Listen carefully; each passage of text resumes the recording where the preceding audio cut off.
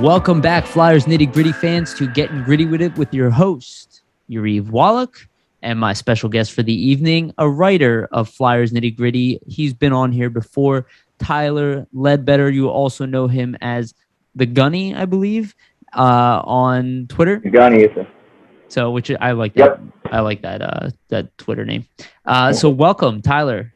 Thanks for doing this, man. Thank you, buddy. It's always a pleasure to be on, and you're a good bud, so it's good to come in here and talk to you and get it on the waves. Yeah, dude. And for those who are not aware, I'm in Israel right now. Tyler is you're in Germany, right? Germany, yep.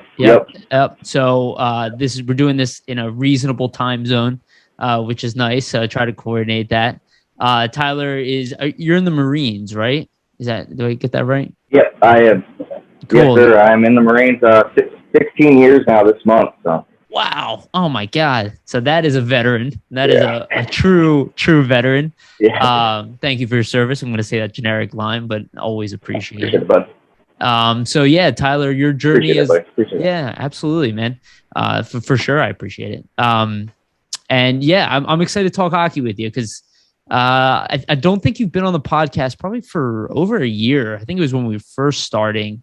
And when you first started joining the network. So now a lot has changed since I last had you on. And I want to talk about that. Real quick before we get started, though, I do want to give a shout out to our sponsors, Jim's Steaks on South. Make sure to check them out. Make sure to grab cheesesteaks. They're on 3rd and South Street. They have awesome cheesesteaks. And actually, last episode, Tyler, Jason Martinez had a great little commercial.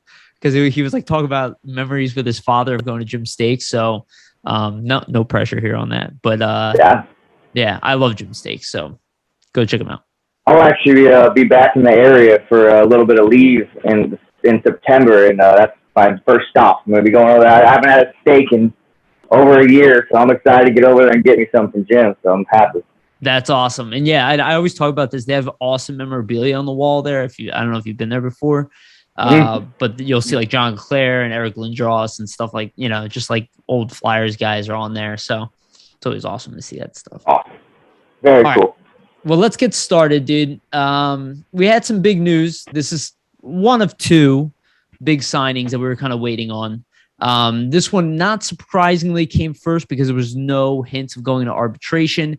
Carter Hart signs a 3-year deal with the Flyers. It's $3,979 or something like that. So just under $4 million a year. I think it's broken out to $3.2 million the first year, $3.6 million the second year, and 4 plus, I think 4.5 plus or whatever, on his third year. And then 1 year left for arbitration, which would be minimum at $4.5 million.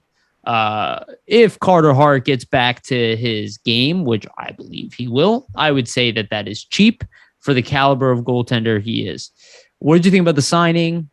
Concerns, optimisms, whatever. I think it was a great signing. I think it was right in the ballpark for money wise. I think that he covers the years. The 3 years looks good. I think that when there's people that are worried about Carter Hart getting back to where he is, I think that they are putting all the blame solely on Carter Hart, and not saying that what was playing in front of him was disastrous. Last season. And perfect, you said. So I think that I think it's a great signing. I think Carter Hart's gonna come right back and be the guy that we know that he is, and he's gonna be the face of this franchise moving forward. And I think we should all be excited and happy for that. As Hayes said, kind of hot is here. We're gonna go with that. Yeah, it was great. I was watching Hayes shared his story last night with him. Just who is it, kind of hot or whatever. Yeah. I think that's well said. I don't think Carter Hart had his best year because I think the previous year the Flyers played much better defense, but he was there to save them a lot of times.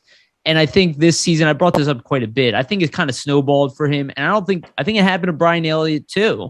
Brian Elliott started off really strong, but the team played defensively as a unit. And I'm not just putting it on the D, all of them. That was some of the worst team defense that I have seen. And since they ended up at the bottom of the league, I forget the year right now. But man, like they had historically bad season that year, and they still played worse defense this year. Like that 9-1, I think it was 9-1 loss to the Rangers. That was some of the most embarrassing hockey I've ever seen. And I agree with you. I think a lot of it's like I see the questions on the internet, like, will Carter Hart get his game back? I brought this up ever since he made the NHL. If you see him struggle and you start doubting his potential, that's on you, in my opinion. Because I think, like, I even heard some people saying, I listen to a lot of other people, and I forget the goaltender that we're referring to. I think it's Allen. I forget who it was. Sorry. But he was 25-year-old goaltender, and they're like, oh, he's already 25 years old, and he finally is going to get his chance. Already 25 years old. Most goaltenders don't make the league till they're 27 years old. Like I don't understand how these things are consistently ignored. That not only is Carter Hart way ahead of schedule, but most goalies are like, there are goalies who are his age who have not touched the NHL, and people are talking about them like they're there to rescue their team. And Carter Hart's already been doing this for 3 seasons, and his future is in question. What do you think about that? I think that Carter Hart, in the eyes of the fans, sometimes we make him the victim of his own skill, and we see that he is a phenom. And when we see that, and we see this great play that he produces, we also tend to forget that he is still young. He's still going to make these young mistakes. He's still going to have these bad games, a little rough patches that he's got to learn and grow from. But we have to remember is that each one of these patches that he goes through, since he is young, is only going to develop him to be such a stronger, bigger star in his future as he matures as a goaltender. So, again, I think he's just sometimes he becomes a victim of his own skill and success when it comes to how the fans are looking at him and his current play at sometimes. Now, I will say, though, his play was bad last season. I agree. It was rough. And I'm not making an excuse for it. I am saying as a professional and as a phenom that he is, he needs to take the steps on and off the ice to ensure that season isn't repeated and that he does learn from those mistakes and he does grow from the rough patch that he went through. Yeah, no, I totally agree. And I think that's a good thing to point out. People take my optimism a lot of times as not, and again, I'm only optimistic with certain players. People I don't think are very aware of that. They think I just don't like to badmouth people for no reason. I kind of just ignore them if I don't see much potential in them. But I totally agree with you. I don't think he had a good season. I don't. He gave up bad goals. The team needed him to come up with big saves. He didn't have it. I would say Brian Elliott outplayed him last year, and rightly so. Elliott took over the net as the season went on. But I like what you said there. I think he is a victim of his of the expectations for him to come in. You know what I mean? But I think things have a way of working out. With the cap situation, his cap hit would have been a lot higher this year. I mean, the term would have been longer too. But we probably would have to move a player out if he would have had a better season. And I don't know if Carter Hart's performance would have necessarily saved this team last year. No, absolutely not. I mean, there was, and that's, I think we'll talk about that a little bit later in the lines in this thing, but Carter Hart played bad with himself. His play was bad. He himself was bad, but also the guy that he depended on to, keep that puck out of the zone, keep it down the offensive zone, didn't show up. A lot of the team as itself didn't show up last year, and I think that's why we saw some of the moves that we saw. A change of climate, change of scenery that needed to happen, and that's why I'm also very optimistic for is that things have changed, and we have a different team in front of him now, which is going to help his confidence as well. I mean, it was clear his confidence was taking a hit, and the fact that he realized he needed to do more than what maybe he was able to do at the time. You know what I'm saying? Some of these saves that need to be made were just, you can't do those every night. The highlight reel saves every single night that are just insanely impressive aren't going to come. The defense is there for a reason sometimes to bail him out as well, as much as he bails the team out, which we've seen him do. Not concerned about Carter Hart in the future. I think he's going to be fine. He's going to pan out well. I have been guilty of some worry, but as I take a step back and I look at it and I reset from my emotions of last season, I'm confident, I'm happy, and I'm comfortable. Yeah, and I think it's fine to worry. You know what I mean? Especially because he's such an important asset. And I brought this up in previous podcasts. This is why Chuck Fletcher paid such a hefty toll to upgrade the defense. Like he saw how many backdoor goals were given up last year. And again, and Jason Martinez talks about this and very elegantly, I would say, you talk about it's such a systematic role to be a goaltender. It's vastly more dependent on the team in front of you than I think people are really aware of. And you look at the goalie situation on the island, right? The Islanders. I bring this up all the time. They were just rotating goalies over and over and over again until Barry Trotz got there. And then all of a sudden, every goalie they find is like fantastic. Like this isn't like coincidence. Like Grubauer goes to Colorado. They talk about him being a Vezina candidate. Darcy Kempfer, when his team played well, his numbers were fantastic. All of a sudden, the team got worse. His numbers, this isn't shocking stuff to me. That's all I'm saying is like, I think I don't want to say it's 50-50. I don't want to throw a percentage out there, but it depends how the team in front of you plays. Most goalies, I would say there's at least 15 fantastic goalies in the league. And you won't know that a lot of times because they get rotated. Like even Carey Price last year. During the regular season, Canadians are screaming to move him out. The team starts playing defense in the playoffs, and all of a sudden he looks like God. I do think he's the best goalie in the league, but you saw that, they were ready to throw him out of town when their team wasn't playing well. Yeah, I agree. I also think that with the goaltending, like you said, very systematic. It's very system based. But the big thing is that again, these guys firing these pucks to the net and Carter Hart having to stop them. To me, it's almost like we can ask him to do so much, but then there comes to a point where it's just like you're at the firing range. You know what I mean? And you're just getting pelted constantly all night. We're not winning shots on goal. I think it's tough to win again. That's a big thing to me. I look at. I think that if you're getting outshot consistently night in, night out, it's tough to stay in the race because you're wearing mentally the goaltender down. That's a big thing we're looking at is mentally. Carter is at a firing squad, puck after puck after puck getting launched his way, and it's just mentally breaking them down. So I think you're 100% right in the fact that I don't know if I want to say 50-50 like you said, but it plays a big factor, and I think everybody would agree with that. You can't just throw anyone in there and expect it to be perfect, and then yeah. And I think we'll see that this year with Brian Elliott playing in Tampa Bay. Like he's going to have ridiculous numbers this year. It's going to be funny. Absolutely. Yeah. I was sad to see him go, but I understood. I mean, he played. I think it was 53% of the games last year, which for the Carter Hart doubters is a big weight in their argument. But again, I think it was more of a mental move to save his mental state than anything, and I agree with it. I like it. I think it was smart. Let's let Brian Elliott, the veteran, take the rest of the games, and let's let him, Carter Hart, reset and refresh. Yeah, totally. Well said.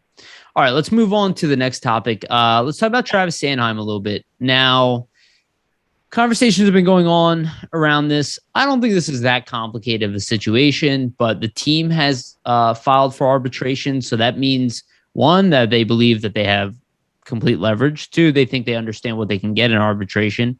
And three, what I believe it means, and again, I'm not 100% on this, but I believe it tends to be an argument over term. So maybe Sanheim wants shorter term, Flyers want longer term. Maybe they want the 4-year deal and Sanheim wants a 2-year deal. I do think that number will come out somewhere between 3.5 to 4 million a year, depending on term. If he gets above that, the Flyers are in a little bit of a sticky situation with the cap. I would say they even kind of already are. But I do want to bring this up, and then I'm going to pass it over to you. The one thing I thought about today, you have Rasmus Ristolainen in here, who's a little bit older than Travis. Are they slotting Sanheim in as a number 4 guy? And that's their kind of argument is that, hey, you're going to be playing a number 4 role where last year we had you as number 2. You're not going to be playing those minutes again. You're not going to have the same level of competition. So maybe that's their argument against him as well, that they think they have other guys who are going to take a lot of the load that he was playing. And that he was playing a little bit out of position. Because I agree. I think long-term, I do think he's a top pairing. I just don't think he was necessarily quite ready for that. I don't think most guys are really ready for top pairing role until they're 27 years old. When you see a young guy do it, it's very out of the norm. So what do you think about Sanheim? Do you think that number sounds solid to you? What do you think about, when do you think he's going to sign as well, if you have any ideas? I think the number you threw out there was pretty solid. I don't think it's too much of a raise, and it's kind of hard for me to. Was he more of one of the more solid defensemen? Sure, but was that defense as a core at all worth anything talking about? No. So it's kind of hard for me to see any type of real argument or agree with any type of real argument from his side. But I get it. He wants to get paid, and he should. I just don't know if it's that much of a race that should be coming. You know what I mean? So it's kind of my thing right now with the Sanheim thing. I do think he signed before arbitration. I think they can come to an agreement. I don't think that it's any. He doesn't strike me as one of those guys that's going to hold. They're just trying to make a thing. But I do think it is, like you said. I think it is more term, not money, and what they want to do. Now. Do we hold them? Do we sign them for that long term? Do the Forge, or do we do another 2 year? That's the question I think that I'm asking myself right now is, do we go shorter term? Do we go longer term? And what do we believe in him as a player?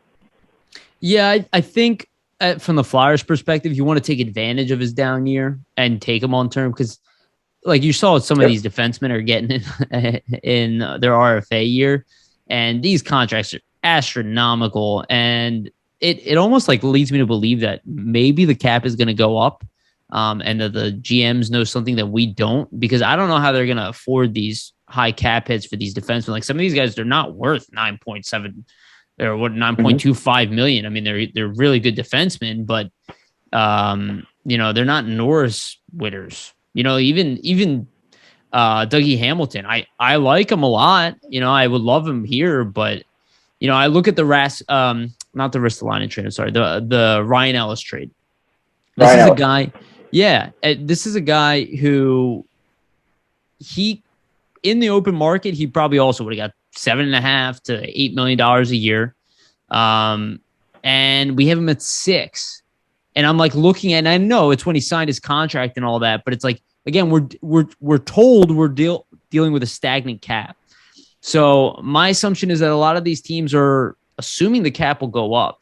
So if I'm the Flyers, I'm like, I would easily sign him for long term if I can get his average cap hit down. Because no matter what, if you're stuck in a bind, you can move Travis Sanheim. It's never going to be an issue to move him, just like it wasn't an issue to move Phil Myers. So I don't really see a risk as far as term, but I would try to take advantage of getting his dollar amount down. Same thing with Hart. Is that kind of how you see it too, a little bit? Yeah, it's kind of how I see it too. My only concern is getting stuck with another ghost. Paying the money, getting stuck with it, and then it just tanking. I try not to talk bad about a lot of players ever. I try to keep that way, but that's one that I was saying. I think he's a great guy, but I think we were fooled by some play, and it ended up just being dead weight. So I worry about that in the long run, and then not being able to dish him out. But I think that I think the cap's going to go up, and I think that's where they're kind of at right now. I think that the Flyers know the cap's going to go up, so we get them cheap for longer term, and they're saying, whoa, they say, whoa, I sense the same thing. Let's go shorter, and then cash in when the cap rises. You know what I mean? So I think I think we're both spot on with it. It's a term thing, but I think it's going to get figured out by the end of the week. I'm hoping so. I have that feeling. Yeah, I think so. I think so too. I think it's with all negotiations, you go to the edge, essentially, right? That's your only leverage is to get to that uncomfortable point.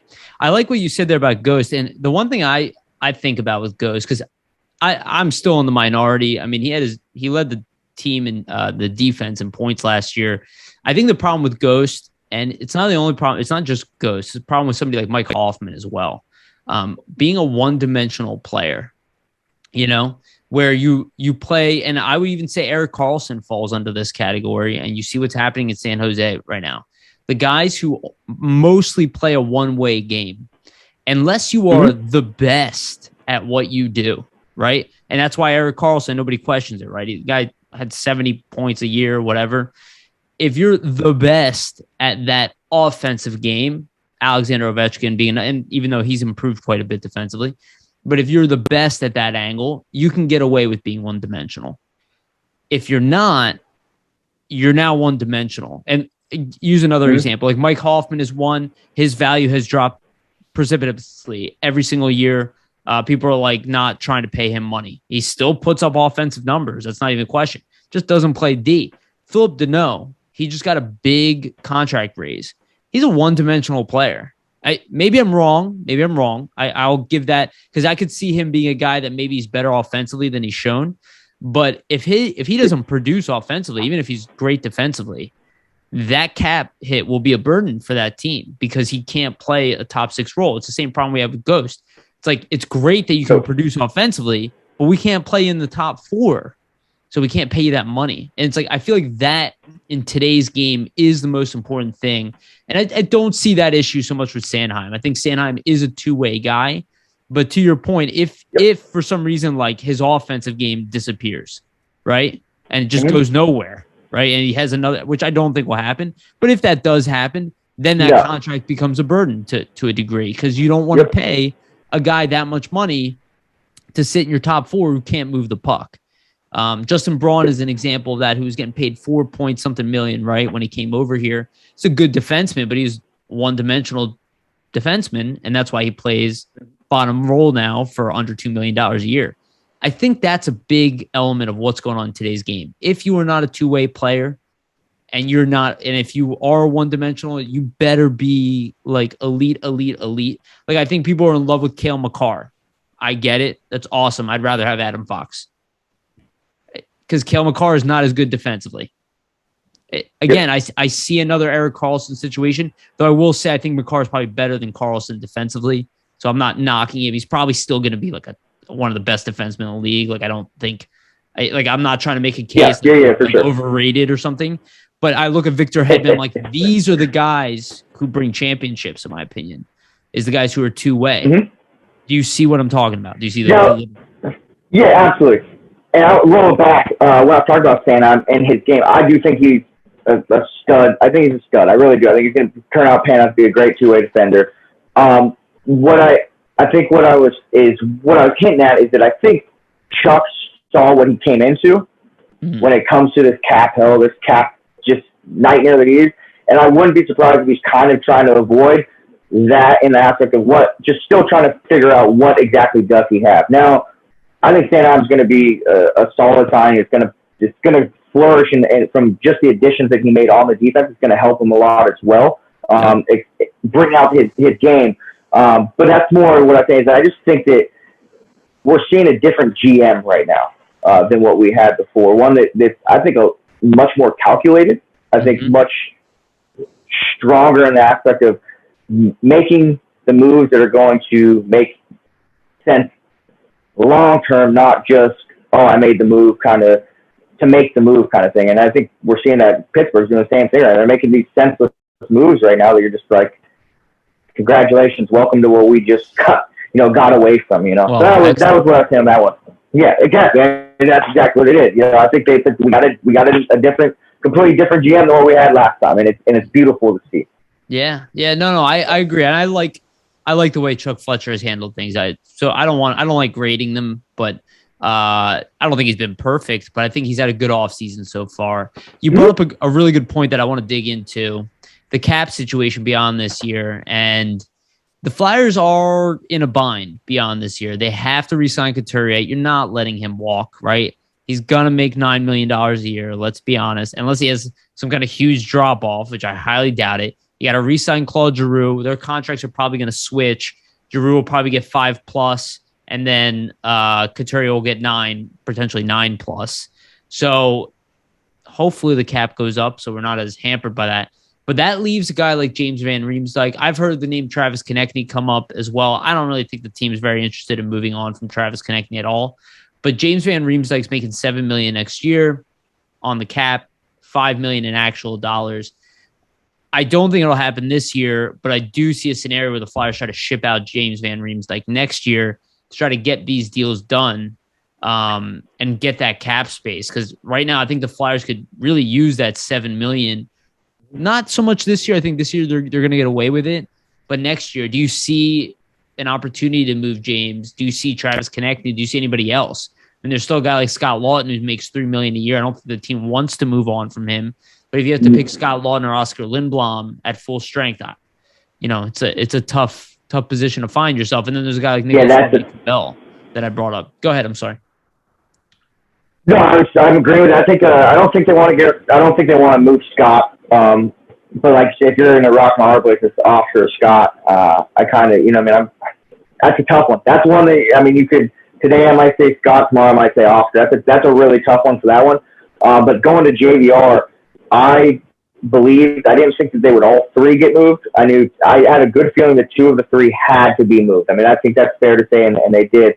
But I thought that all 3 of them, between Ghost, Jake, and JVR, 2 of those 3 were going to go. So I do think that they're going to be shopping it for next season. I think that we probably won't see him move this one this season, but I do think JVR will be the one moved out for sure. It's a big cap hit, and it's.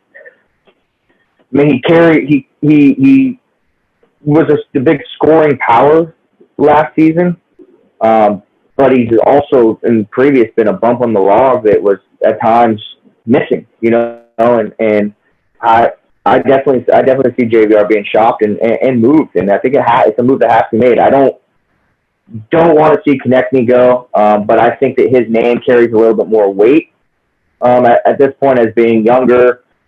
Teams know he's a pain in the rear to play against. Teams know that he's productive. He moves.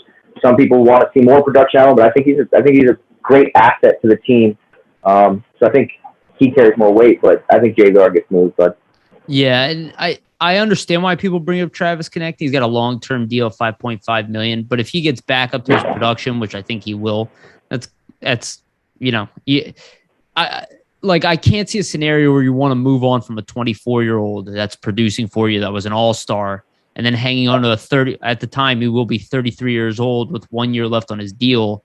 Maybe, but the only way I see Travis Konechny moved is if, Flyers need a center and he gets moved for a center or something like that. But I don't know. I find it really hard to believe unless he doesn't have some kind of, resurgence, which I can't see happening. Again, maybe call me optimistic, but I just can't see it happening. Again, we brought in Cam Atkinson here. You're talking about a very similar type of player.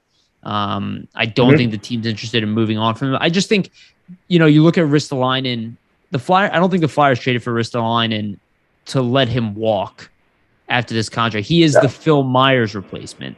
So he's going to get a long-term contract, probably, assuming that he does well in his role, and he'll probably be close to what Travis Sanheim gets. I don't think he's going to make the same $5.4 million. He's not going to be a number 1 defenseman here, but he will get something nice, and he will get a multi-year deal. So you compound the Giroux, Couturier, and then Ristolainen. That's $7 million. That would be huge, even just for next year. Beyond that, he's gone anyway. But Justin Braun's going to be UFA. You're going to have some money to throw around a little bit there, and then you got a bunch of young guys coming in. So. And we'll talk about Wade Allison a bit. Yeah, you talk about Wade Allison a little bit, like maybe he can play the JVR role in a year. Yeah, I am a fan of Wade Allison. A lot of people are talking about that fourth line being Lawton, Thompson, and Knack. Man, I think Allison steals it. I really do. I think that we need to be talking Lawton. Yeah, 100%. I argue he already took his spot. Yeah. I think it's a lot. I think we see Lawton, Thompson, and Allison. And I love it. I love that line. I think it's just going to be a stud. I know not a lot of people were happy about Nate coming back. I'm kind of confused on that one. I mean, we didn't have a big product with the sample with him with the Flyers, anyways. I mean, he's a little bit old. He's definitely older, but yeah, I think it's a good centerpiece of that bottom line, and it helps Lodden out and Allison out a lot. And I think Allison's the young guy of the future. I'm really, really pumped and excited for Allison, man. I love him. Well, I want to dig into lineups a little bit because I love what you're saying there. But to bring up the Nate Thompson thing, look, I was saying it prior to the end of the season. This team cannot rely on Connor Bunneman or Tanner Lazinski or any young guy to play fourth line center. It is one of the most grueling roles on the team. It's not a glorified role. You don't need, you're not the best player, but you need to be able to take on a lot of physical punishment, a lot of mental punishment, because you're starting in the defensive zone every time. You're not getting offensive zone time. Your shifts are going to be short. You're going to have to be blocking shots, winning faceoffs, maybe go out there and throw the gloves down if you need to. Like, that is something Nate Thompson can do that all day. And that's why they brought him in. Mm-hmm. One, he's obviously super cheap, but literally he is just a workhorse. He is never going to complain. He's never going to be rattled. And where a guy like Connor Bunneman, he can get disgruntled playing on the fourth line, and he's a good player. I like these guys. Even Tanner Lazinski, you see, they get injured. A guy like Thompson, he can take that pain. And if you have to, you shift him down to 13th forward. If he's terrible, you drop him down to the minors. You really have nothing to lose with Nate Thompson, but it's insurance. Well, I think about Pierre-Edouard Bellemare. He got so much flack here. And I remember so much flack when him and Van de Velde were here. And he was so good at what he did. And then we watched him go to other teams. And everybody just relished in his ability to play that role, because it's like Philip Deneau got all that money because he's essentially, he can play that fourth line center role, but he's like the best third line center in the league. He can put up 50 points a year, and I feel like Nate Thompson's never going to put up points here, but he's here to take punishment. I don't want to call him a punching bag. He's a grinder. He's prototypical grinder. He's a grinder. And that's what we all love about Locke, too. Locke puts up some points, but he also is a grinder as well. Absolutely. Listen, when the talk about Pitlick coming back and people were questioning why anybody wanted, I go back and watch the games. I think sometimes we get so wrapped around the stat sheet that we forget. It says, well, numbers don't lie. No, numbers may not lie, but they don't always tell the full story. Sure. Yes, and they lack context. Grinder that was when you looked and you saw a Flyers jersey in the scrum chasing down a puck, you could almost always guarantee it was Tyler Pitlick.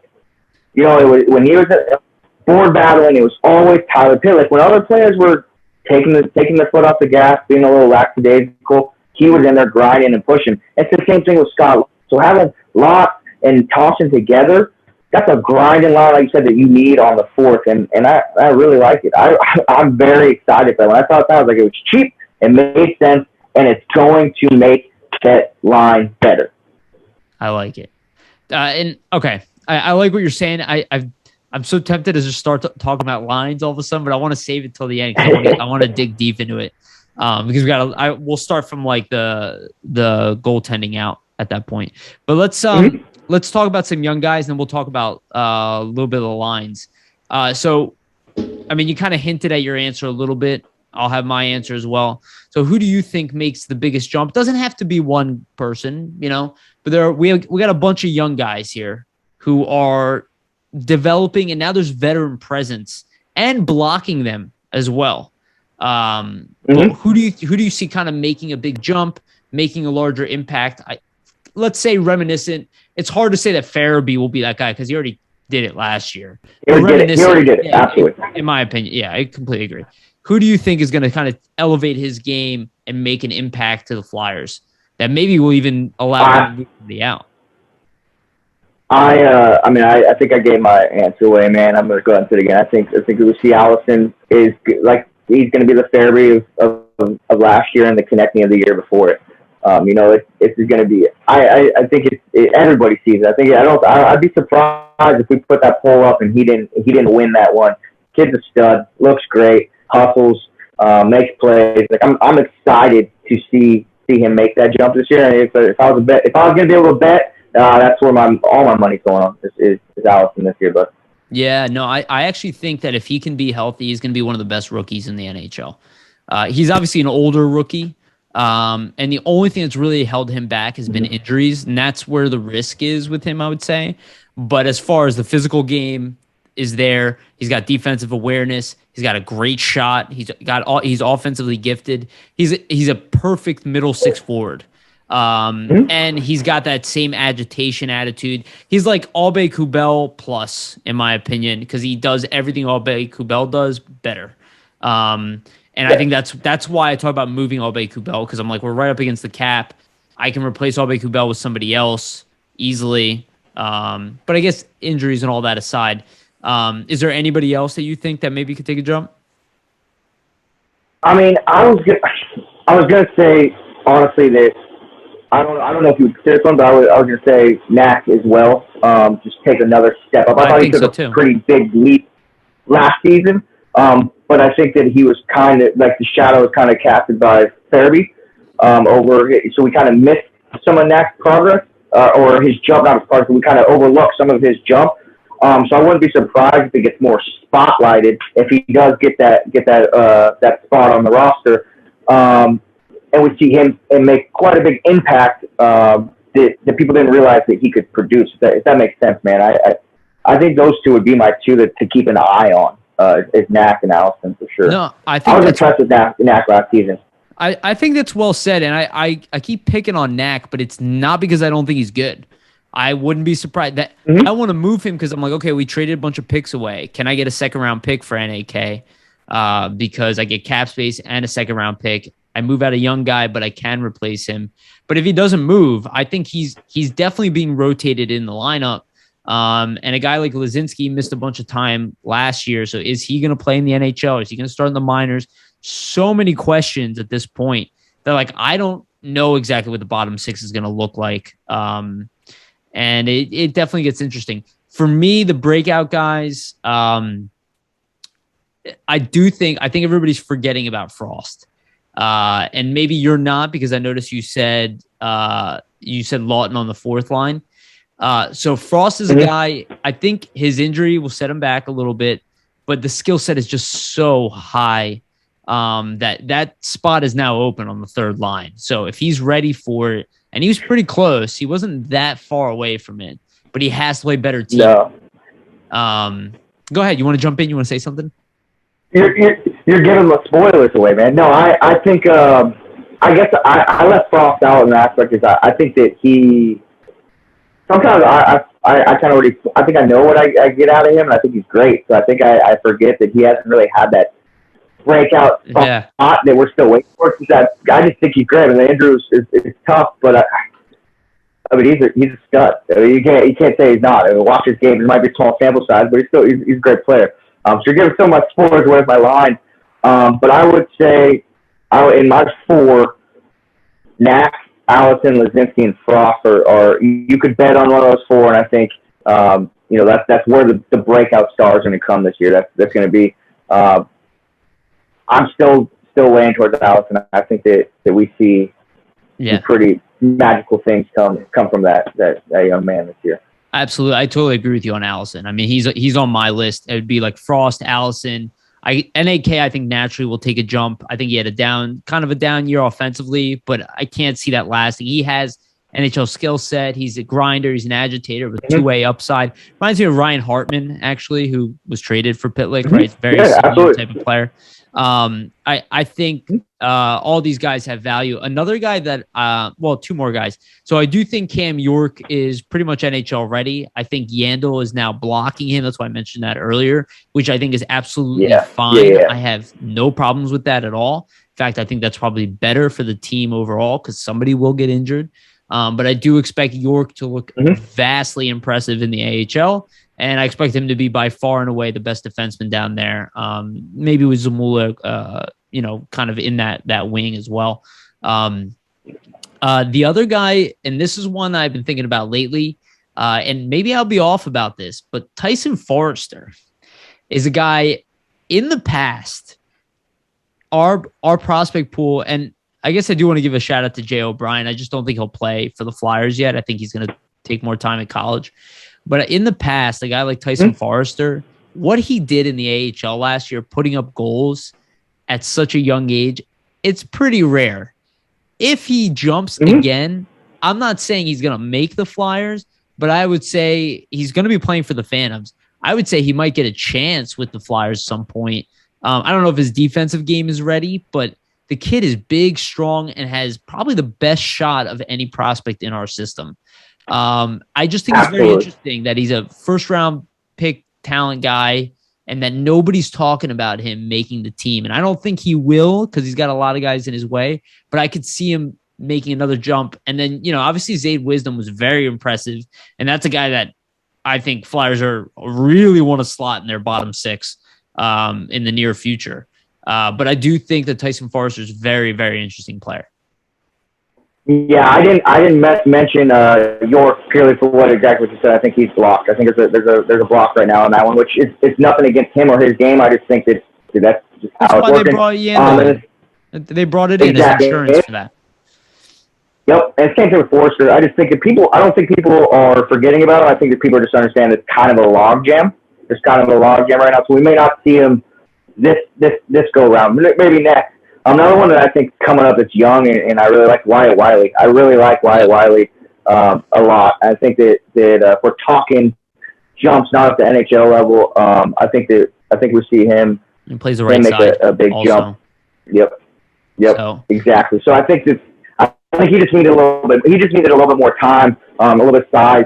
Put a little bit of size on it. But I really like that you mentioned York, and I think that something happens. We may see him, and I think he's ready, if not incredibly close to being ready for sure. And I literally think that the Flyers brought in Yandel, not purely, but I think they're like, okay, we're gonna be tempted to use York. Like he's going to make if you look at our D last year, you're like, okay, he made the team based off of our D last year, right? So you don't. But in the case, like, do you really want to put him, like, your D is already pretty young. They're trying to age our D, because veterans win championships, not young guys. And I talk about this all the time. I think in their mind, they're like, okay, worst comes to worst, we play Yandel as our extra.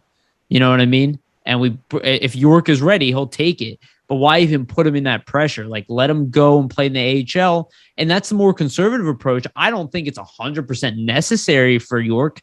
But then again, he's going to be playing like 13 minutes a night in the NHL, where we can be playing him 22 minutes a night in the AHL. So I do think like it's a case where like all year people are going to be talking about calling up York. It's going to be like that. And I wouldn't be surprised if Forrester also makes a bunch of noise. And then there's another guy, and I don't think he's going to get a call up, but I do expect that this is going to be the year where he starts really getting noticed. Isaac Ratcliff. This is a big, big kid. They take a while to develop. I talk about it all the time. He finally started coming to his game. I would not be surprised if he's one of the best players on the Phantoms next year. And at the very least gets a 10. I mean, the kid is 6'6", and he skates well. Yeah. He can score. Talk about middle six forwards. He does a lot of what Allison does. It's not as agitating, but does a lot of what Allison does, only he's 6'6" instead of 6'2". Yeah. So it flushed with wingers. I'm glad you dropped that. He is one that I've been keeping my eye on, just purely on the size and how he moves. Like the guy can skate and he moves. He moves like he doesn't move like he's 6'6". You know what I mean? He flies. I could see that. Again, it's nothing against the play at all. I'm excited for the process we have coming up through the Phantoms. But I just think it's just a real big logjam, and I think that these guys that we have coming up may help in what we talked about earlier in the movement of JVR, in the movement of maybe another player, just because we have these guys that are playing great, that are showing that, hey, we're ready for the big time. Move us in, slide us in, and then how us fans are. We'll be calling for it. Bring him in. The moment that JVR starts showing that he's JVR of old and that we know, and he's not being productive or not getting in there and engaging like we want him to, you're 100% correct. We're going to be hearing the calls, call him up, call him up, call him up. And I think that's going to be, yeah.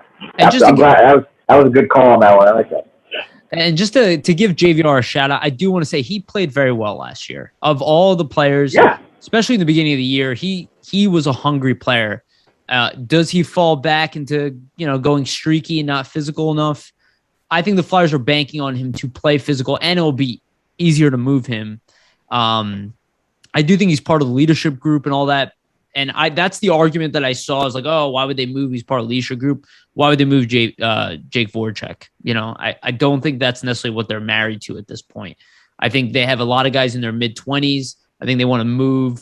They'd be okay moving it on from a guy, especially if your leadership is on your back end. It's better that it's on your back end than the front of your lineup.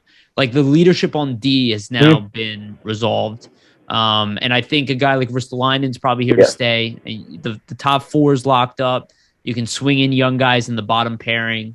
I just really think the Flyers they're going to try to move on from JVR next year. So, all right. Anybody else you want to bring up in that? Actually, I do want to bring up one more guy, and this is just intriguing.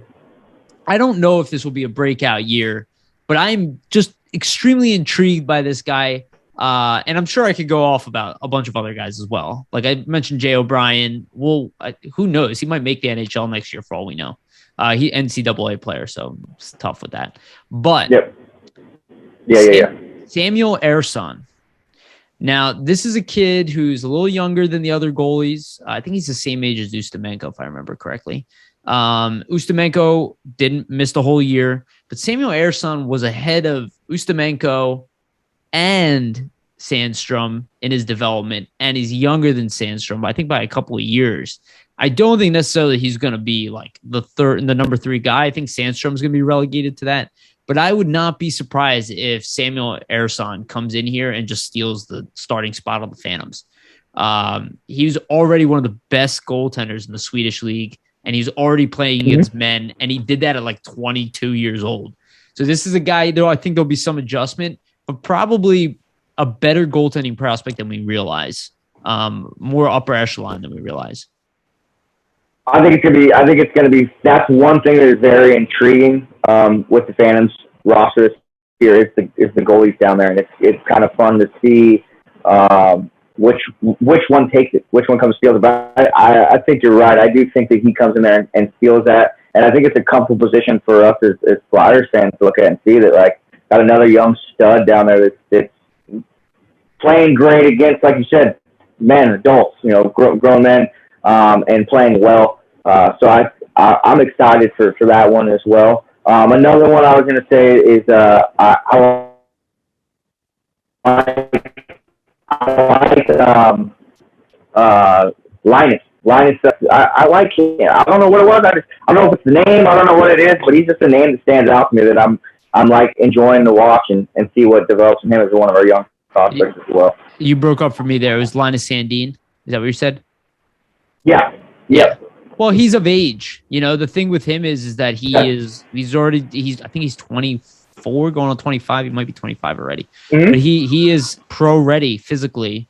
There is a chance. I mean, I would that's the thing. People call me optimistic, but it's like it's not up to us to decide whether players make it in the NHL. And a lot of times just because they don't make it with your squad doesn't mean they're not a good player and doesn't mean they won't make it with another team. Like I remember when we traded traded Hartman for Pitlick, people were like, "Oh, whatever, we don't need Hartman." And then he goes to Minnesota and has an exceptional year.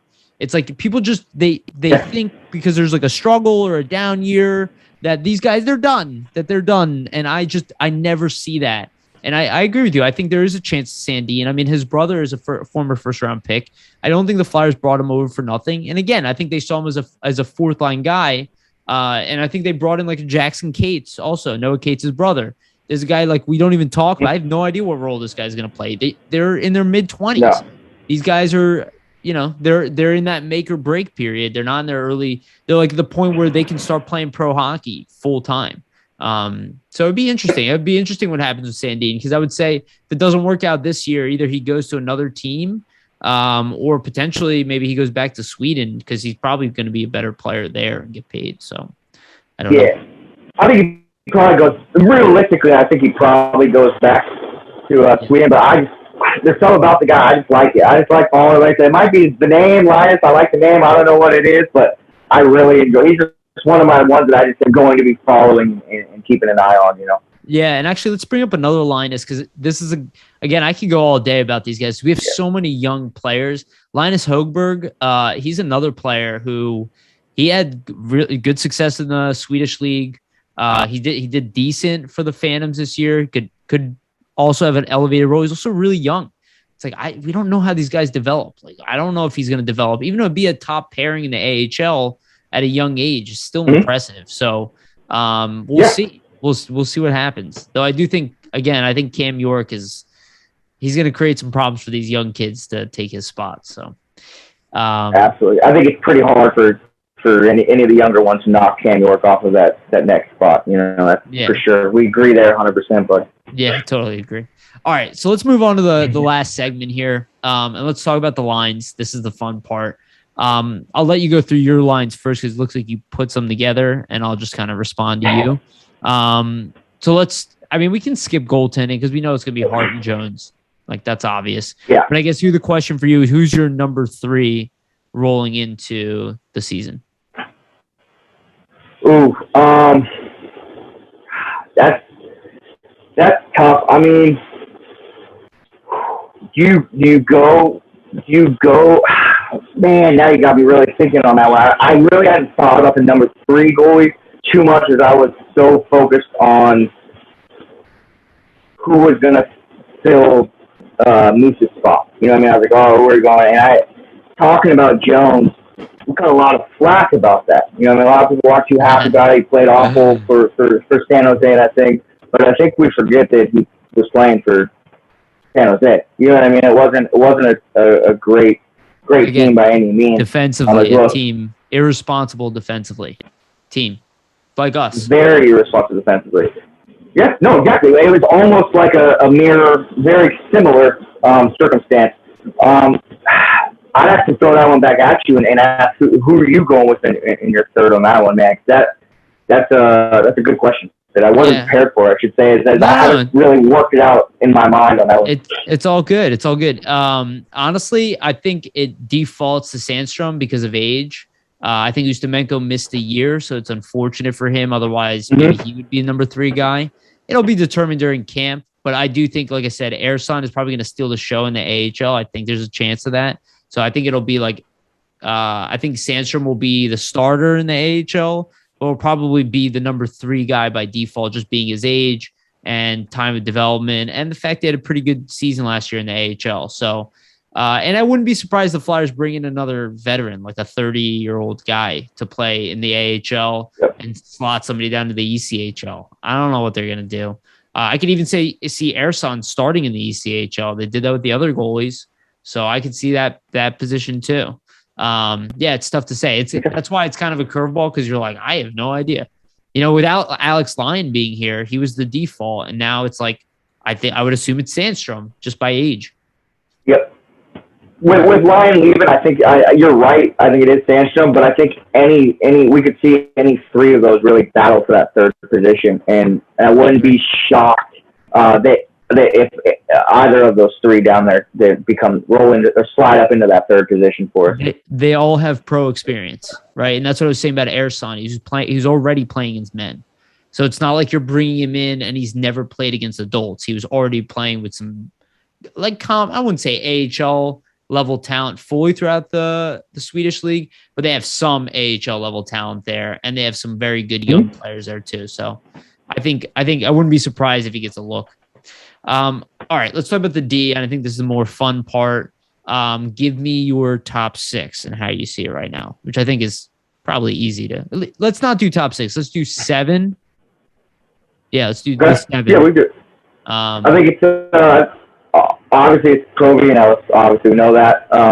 I think I go Sanheim and Risto, Yandel and Braun, and then Morin filling in that 7th, rounding it out. What I like about the Risto signing, again, people going off numbers, things we forget that was playing in Buffalo, rough situation. He's big. He's physical. He's an agitator. He, like what he say, when he plays, he wants to be a piece of shit out there. You know what I mean? Like that. I like that. I think that's a very way. One thing I think we confuse as fans sometimes is when we say physical play, it automatically people seem to equate that to fighting. Yeah. I don't necessarily. I mean, do I want a guy out there that'll, if they're messing with my Limb Braun or my TK or whatever, and I need someone to come in and drop the gloves and calm it down, or the other team's taking some liberties with us and some hits, I want someone to drop them. But when I'm talking about physicality, I want someone that's going to go in there, throw the body at the guys, use the body, get them off the puck, make some moves, and I think we got that with Bristow. And I also love that we have Morin, who we know is not afraid to engage. He's not afraid to be that physical player. And he's a fan favorite. I don't know anybody that doesn't like Morin. I feel like everybody likes Morin. He's just, I don't know what it is, that big jolly giant. Everyone's like, I like that guy. So I am incredibly, I was happy before the Yandel signing. And then when they brought Yandel in, that just shot me through the roof as well. He got the perfect bottom stick anchor right there. It's gonna, it's great. It's awesome. And even if we bring top 8, we got York, who I think is ready to go. I think we are a completely different position this year than the Flyers were last season, and that right there is enough to just make me happy. Yeah, dude. Well said. One thing I've been listening to a lot of opinions from around the league and YouTubers and whatnot, and it's baffling to me that people are saying that the Flyers defense is the same as it was last year. I'm like, are you guys actually paying attention? I mean it honestly, and I'm not saying these people are stupid or anything like that. I listen to them. I like them. But I literally heard them say oh, if Ristolainen doesn't have a great year, then the Flyers defense is in trouble. I was like, what is Ryan Ellis? Is he just chopped meat to people? Is this top pairing defender? He's just nothing. It's nothing. It's no addition, really. The Flyers have completely revamped their defense in this season. I agree with you on the pairings. I think that's kind of the default. Maybe there'll be some playing around there. I wouldn't be surprised if Ristolainen might get time with Provorov and Ellis might get some time with Sanheim. I could see mixed of that, but I do think what you're saying is it makes the most amount of sense. It's your number 1, your number 2, your 3, your 4, and then your bottom pairing. But go ahead. Oh, sorry. Go ahead. No, please interject. With the Ellis thing, where they say I would almost argue that Ellis was the best available right-hand defenseman, not called Dougie Hamilton. I would go out and say that. I mean, we all knew, I think people wanted Dougie, and it was that letdown that we didn't get Dougie. But I think that this was actually the better move. I like it. I was very cheap. Exactly, we're cheaper. We had more moves to be made. This is where Chuck showed his knowledge and his understanding of the position he's in. Is that I may not have got that big bang right there because I have other holes to fill, but I did go out and get arguably the next best thing to that, which isn't far behind. And what that's really going to do is now you got to match up with Proby, who we know is a stud. It's his Proby best partner. It's the best partner he's had since he's been in Philly. No, exactly, and he takes pressure off of Proby. Huge. To let Proby grow, take those chances, take those risks, feel comfortable knowing that he has the support of his line mate. I'm just as baffled as you are to say that this defense didn't get better. I've heard it a lot. It stayed the same. It blows my. Oh yeah, I've heard that we're the losers of free agency and the offseason. I've heard. I was like, what are you guys talking about? We paid a huge toll to improve our defense. We have Keith Yandel, who we need to play 16 minutes a night, who is still a guy who can produce 40 points. We have him for $900K. We have Ristolainen, a guy who was playing a top pairing role on the Buffalo Sabres, which is destroying every talented player that went over there. We have him now playing as a number 4. We have Ryan Ellis playing with Ivan Provorov, a guy who is a legitimate top pairing guy. Like, I don't understand. What's the question? Trade that they did to get him. It was expensive. They're all expensive. Look at. Go ahead. Sorry. So we get rid of Phil Myers and Nolan Patrick for Ryan Ellis, right? Would you say that Phil Myers and Nolan Patrick both underperformed incredibly? I would say that.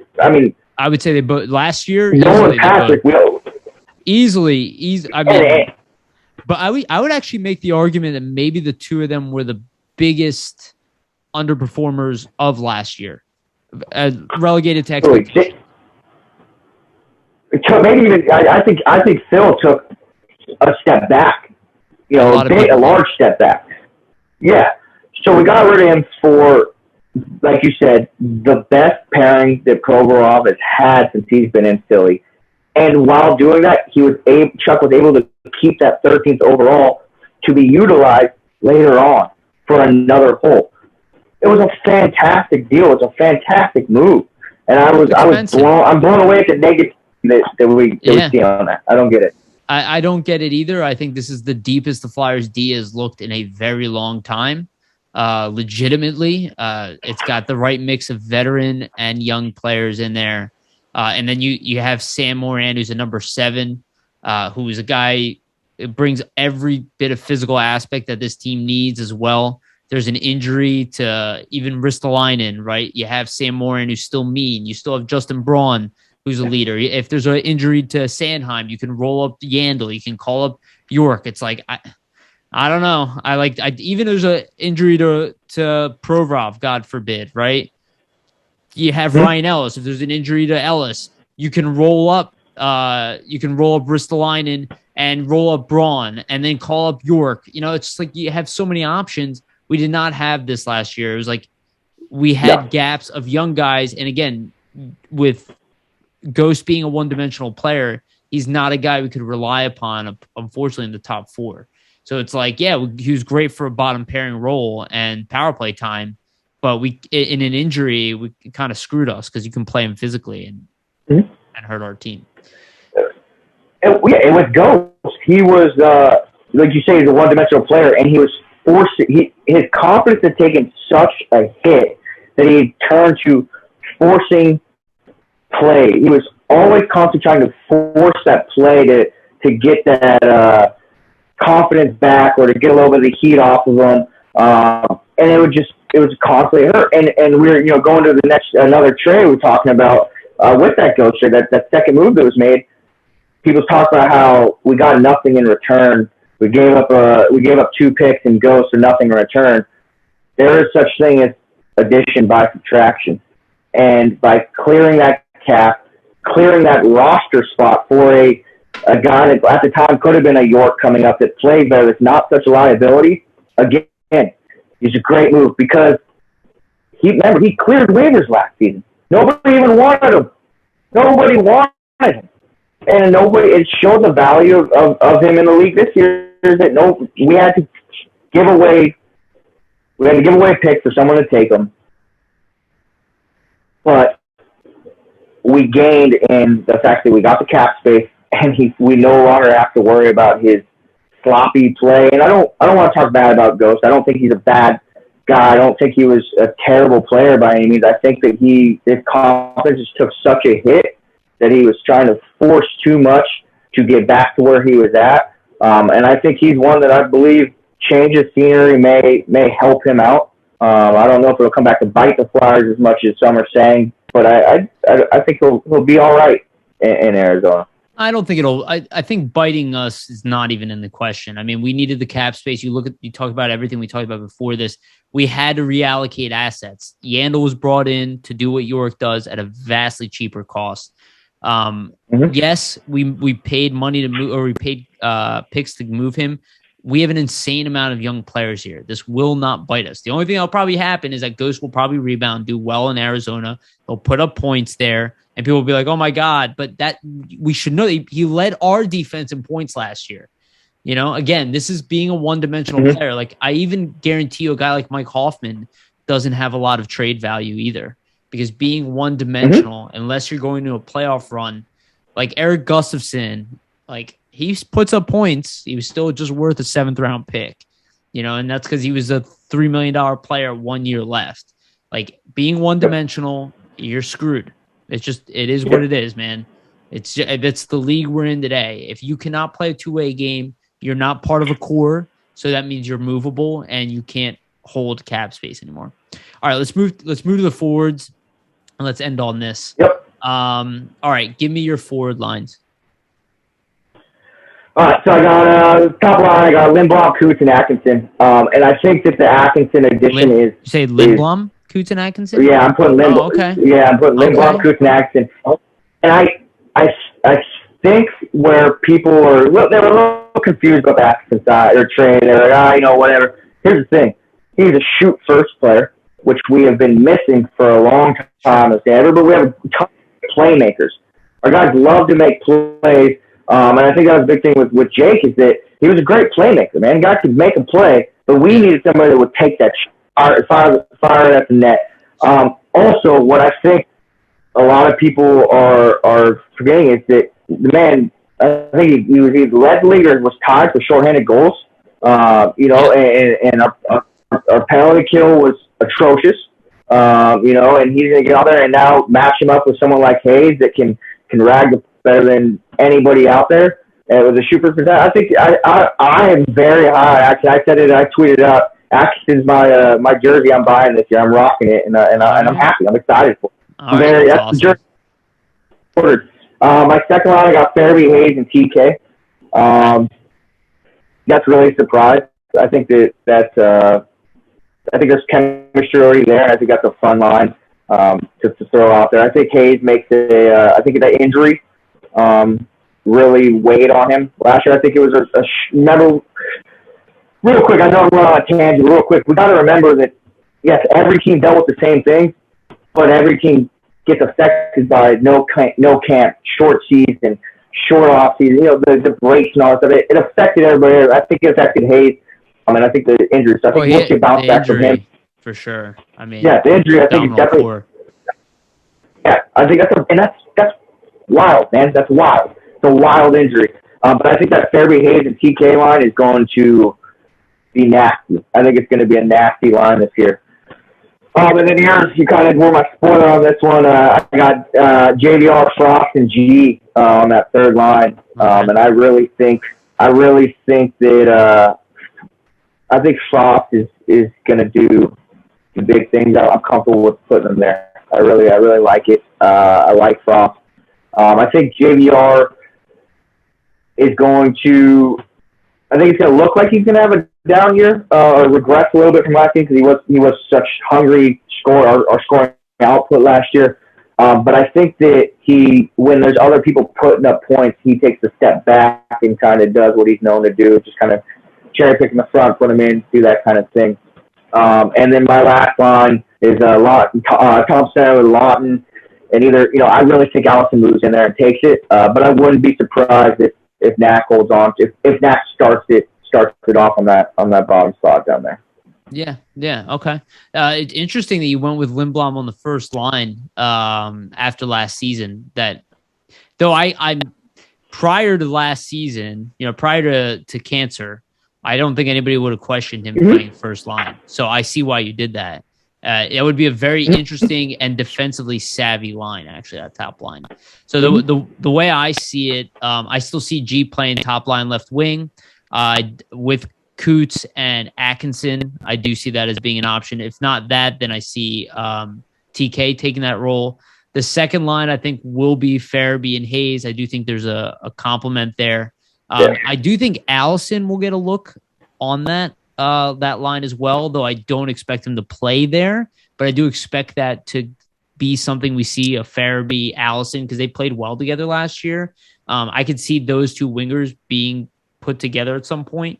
But I do see either Atkinson or TK playing that second role. Realistically, I could see the Flyers going back to TK on the top line and Atkinson on the second line.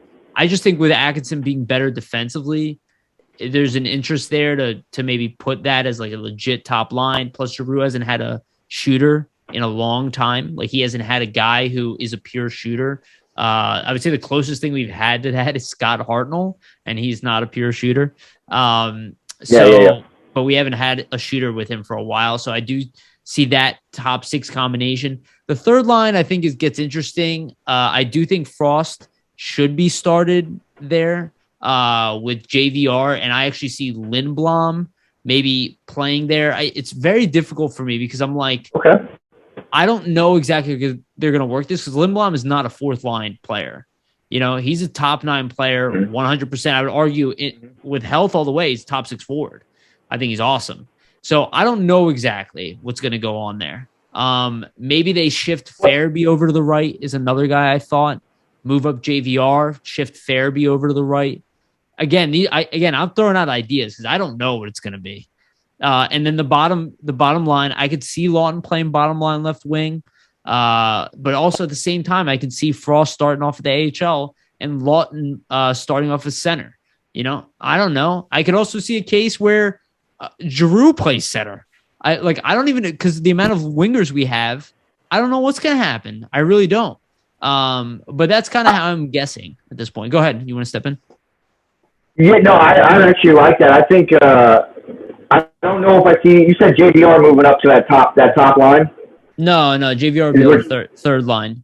If I shift Giroux over to the middle, I keep JVR on the third line. I move Lawton up to either the top line, like you said, or second line potentially. Yeah. If Lindblom is back to his game, I mean, he's the top 6 forward in my mind.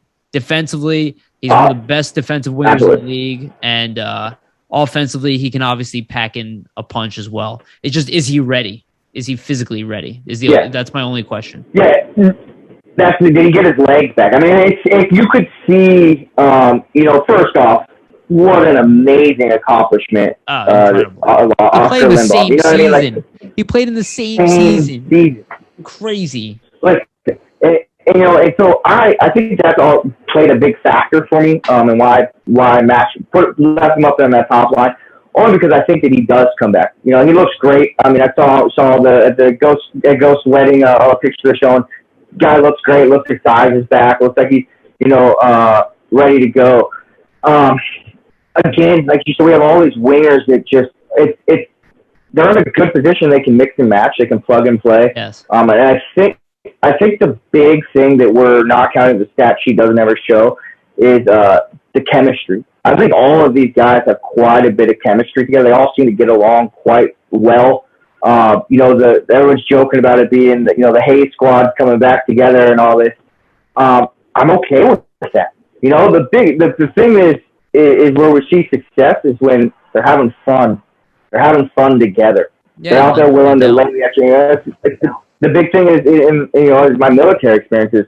The camaraderie amongst each other is what makes the unit successful. If we're looking at this as fire teams over here, hey man, all of these guys can be plugged and played into a fire team. They're all going to have each other's back, in that fighting hole that they get out there and play, for 3 periods. So with these lines, it could be plug and play any way we go. But to end it on my note is man, what a change from last season. Staying up till 2 a.m. to watch these Flyers play out here in Germany, and just being let down and depressed night in, night out. I am excited to brutal year, but I don't think we see that. I'm not going to call out and say we're making a run. I don't want to do that this year. I made that mistake, as most of us did last season. But I am safe to say that we're going to see a completely different product, and we should all be happy, and we should praise Chuck Fletcher and the fact that he did something that we haven't seen in a while from a GM. He made moves. He made changes. Were they what everybody agreed upon? Of course not. Not everybody's going to do exactly what he wanted, but he got out there, he made moves, and he made improvements, and I appreciate that out of our GM, Chuck Fletcher. Yeah, well said. I think that's a great note to end it on, because it's good to see people excited again, and I'm already excited every year anyway. But I'm ratchet up to 10 at this point. Like I'm at level 10. I'm counting down the days. Let's be honest. Like, let's go training camp. All right, Tyler, thank you so much for doing this, buddy. Really appreciate you, and thank you again for your service. Definitely gonna thank you again for that. One more time, tell people where to follow you if you have anything coming out on the site or anything you're working on. I'm actually, you guys can find me at GrittyS on Twitter, the Gunny Morning Musters, usually what I try to do every Monday. It's been a little hectic with the work lately. I apologize to our readers, but I'll be getting back on that. I got one I'm working right now, just about basically what I just said about the positivity, what we can look forward to in the season come up, and where I think the big additions were made. Not just on the stat sheet, but also the camaraderie, the positivity, the good stuff that we need to look forward to this season. All right. Well said. Thank you again for coming on. Thank you, everybody, for listening. Please subscribe. Please subscribe. I noticed my subscriptions have been going up. I really appreciate it. It's a humongous help. I have all these plans. I'm in Israel right now, so it's a little tough, but I have all these plans to get all these new guests on. And I have some cool stuff coming up for next year or next season. So look for that. And thank you again for listening. Really appreciate you guys following the team. Make sure to follow Jamie as well. If you don't, I don't know why you wouldn't. He's on top of every bit of news. So thank you again. Thank you everybody for listening, and remember to always stay gritty.